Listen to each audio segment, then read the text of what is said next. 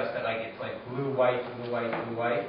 You know, some of the wrappings around are blue and some of the wrappings around are white.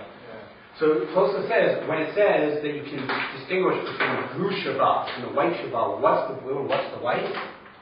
These strings that are wrapped around. So now, what's a kashi? One could, what do we do when we have Tosfos?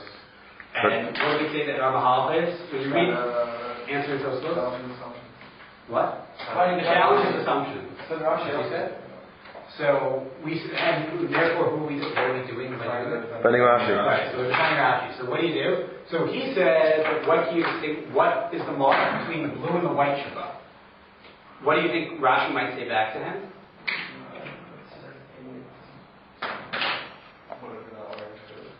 Okay, that's one possibility. But what he said that the Gemara said there was a blue lump and a white lump. What did you say? Another question, well, that's like there's near the morning and that's itself Machlokas Rashi Tosfos. When you're higher than it. But according we're staying with that right now. But Tosfos says when there's a lump of blue and a lump of white, or the Gemara says lump of white, everyone, even in the middle of the night, can tell if it's white or blue.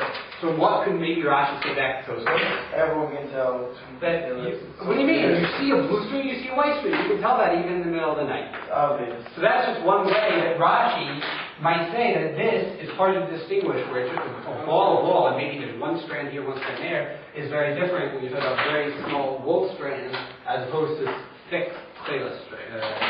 Someone who's a guest setting in. So again, I don't know, he quotes a certain case that I'm not familiar with. But the point is that there is there's some kind of a guest, and you have some knowledge of them, you have some acquaintance, but it's not some kind of close relationship so that you recognize them easily. That's an excellent question, because that's what Tosfos says. Okay, so that's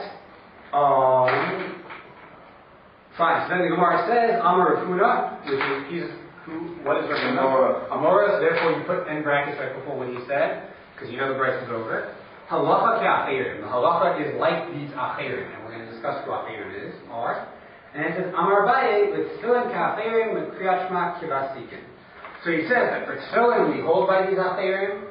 Okay, let me throw in. No. The reason why I didn't put one line acherim there is because they're not speaking. It's their opinion being quoted. I generally don't double underline. They are saying something. Their opinion is being quoted. Right? Or if it's they're both tonight. Ready to make the Acherim because his Rav was Elisha.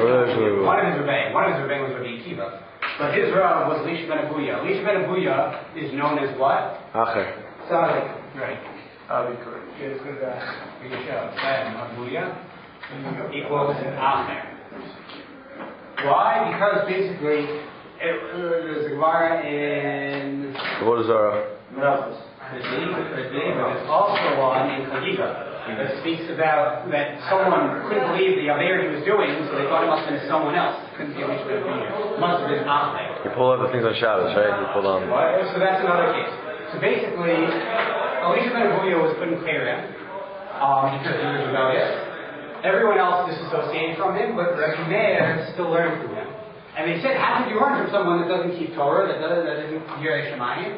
So Rabbi Meir said, I can eat a date and spit out the seeds. Meaning the Torah that he knows, there's a huge Shkal in the Torah, but the Torah that he knows I can learn, and I can decipher out the bad stuff.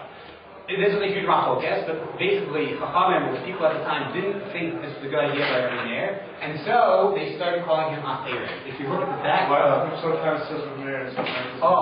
So Acherim, that's the question.